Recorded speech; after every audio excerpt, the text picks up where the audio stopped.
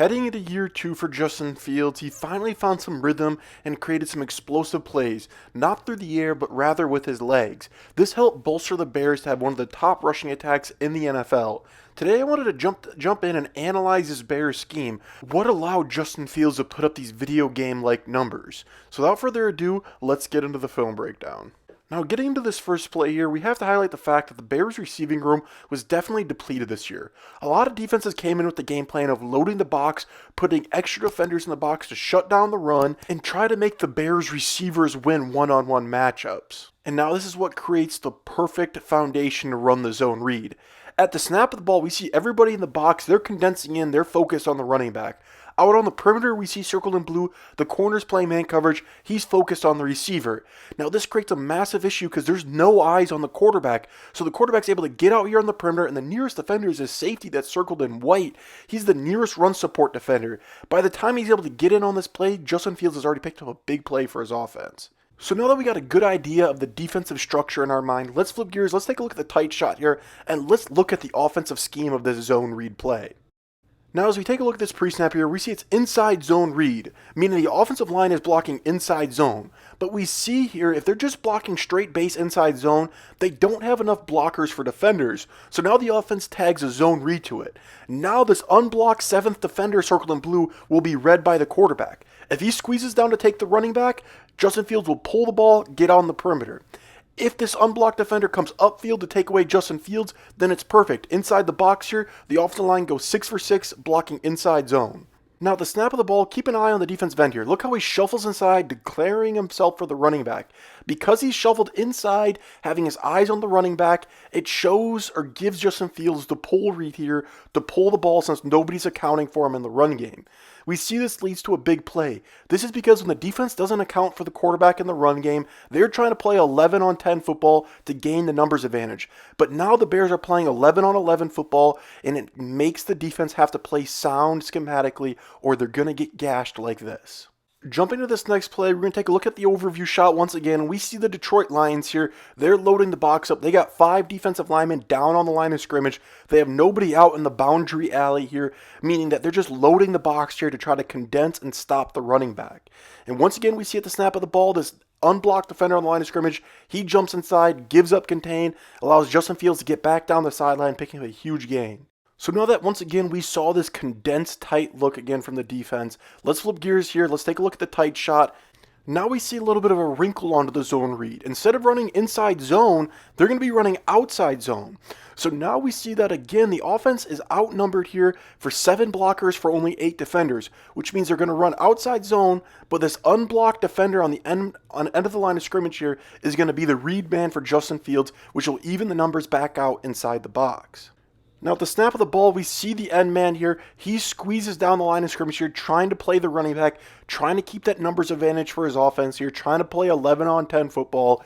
But now that Justin Fields is reading him, the Bears are able to play true 11 on 11 football. So now that this defensive end is not accounting for the quarterback and trying to cheat and get a numbers advantage in the running game, it allows Justin Fields to get the pull read here, get back out on the perimeter, down the sideline, picking up a big time chunk yardage play for his offense. I'm going to let this play roll from the top one more time. Just keep an eye here on the end man on the line here. Look how he shuffles down, squeezing in on the running back, not accounting for the quarterback, which gives Justin Fields the option to pull this and get down the sideline, picking up all those extra yards. So we've seen multiple variations of the zone read, but we keep seeing the quarterback pull read. We keep seeing the defensive end inserting himself into the box to try to be that extra run support defender on the running back. Let's flip gears here and let's take a look what happens when the defense accounts for the quarterback in the zone read game and plays true 11 on 11 football.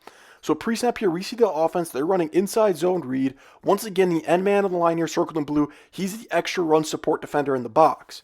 So now at the snap of the ball, we see instead of him declaring himself inside, having his eyes on the running back, he stays wide here, focusing in on the quarterback. Now that his eyes are on the quarterback, we have to look back towards the offensive line here. We see now they have even numbers in the box. By removing that defensive end and pulling him outside of the box for the quarterback, now the blockers have 6 blockers for the 6 defenders. Now they're all fitted up here, and it allows for a good 6-yard run here by the running back.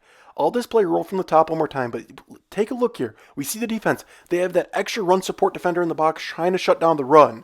But once they have to account for Justin Fields and the quarterback, now they can't get that extra run support defender in the box, meaning they have even blockers for even defenders, which usually turns into a positive run play for the offense. So we've seen all the variations of zone read. We've seen the quarterback pull. We've seen when the quarterback has the give read. Let's flip gears here and let's take a look at how the Bears are building a play action passing attack off the zone read game. So pre-snap, once again, we see the defense, they're loading the box. They have an unblocked defender circled in blue here. They're playing man coverage out on the perimeter. They're trying to shut down their run, trying to dare these Bears receivers to win one-on-one matchups once again. Now that the Bears have been dialing up the zone read all day long, they don't want to be predictable, so they throw this wrinkle in. They're going to flash the mesh here, acting like they're running zone read, running this play action protection. Justin Fields is going to pull it like he's got the pull read off zone read. Now remember earlier in the game, we saw these defenders in man coverage. They were too late to turn around to help be run support defenders. But now they're expecting the zone read to happen. So as soon as they see Justin Fields get out on the perimeter, they think zone read. So they start to fall off who they're covering early, which allows these guys to come wide open. And here's this easy pop pass for a big time touchdown here in the red zone. Once again, I'll let this play roll from the top. This is just another wrinkle building off of the zone read game. We see Justin Fields, he flashes that ball, shows that mesh, he acts like he's got the quarterback pull read here. We see these defenders in man coverage, they step up trying to be extra run support defenders so they don't keep getting gashed by Justin Fields' legs. But all this does is set up a perfect pop pass for an easy touchdown. So we've seen a lot to like from the zone read, whether it's tagging it on outside zone, whether it's tagging it on inside zone, whether it's running the play action wrinkles off it. We haven't even gotten to what happens when we see the Bears get into 12 or 21 personnel and they use H-backs to swipe across and be lead blockers for when the quarterback has the pull read. There's so many different variations and different wrinkles to this run play. It's hard to defend and it keeps defenses on their toes. That's why we saw Justin Fields week in and week out put up video game-like rushing numbers. Obviously, after he hurt his shoulder against the Falcons, they started to kind of tone him back a little bit, but it's definitely a very creative scheme. And with Justin Fields, you have an athlete as potent as him. It's a hard offense to stop. They just need to fill out the rest of the pieces. They found a really nice foundation. Now they need to get a big receiver outside that can consistently beat man coverage. And this could be a hard offense to stop for years to come if they get the right pieces to build around this offense. Once again, is this zone read, is this something that can predicate their entire offense? No, not at all. This probably makes up less than a quarter of their play calls, but it's a wrinkle to create explosive plays for their offense. On top of this also builds into their RPO game, which could be a whole nother video or a whole nother topic of them reading second level defenders to get numbers advantage in the box.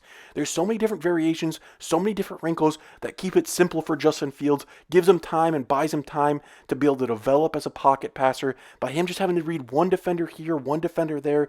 These are simple play calls that start to lessen this burden and lessen the stress and workload on him week in and week out for being such a young quarterback. But let me know your guys' thoughts down below. Let me know what you guys think about this zone replay. Let me know, do you think the Bears should go out and maybe trade for a guy like Davante Adams or a true big-time number one receiver? Should they look to draft a big-time number one receiver? Let me know your guys' thoughts down below. I love hearing from you guys. I'll catch you guys in the next one. Peace.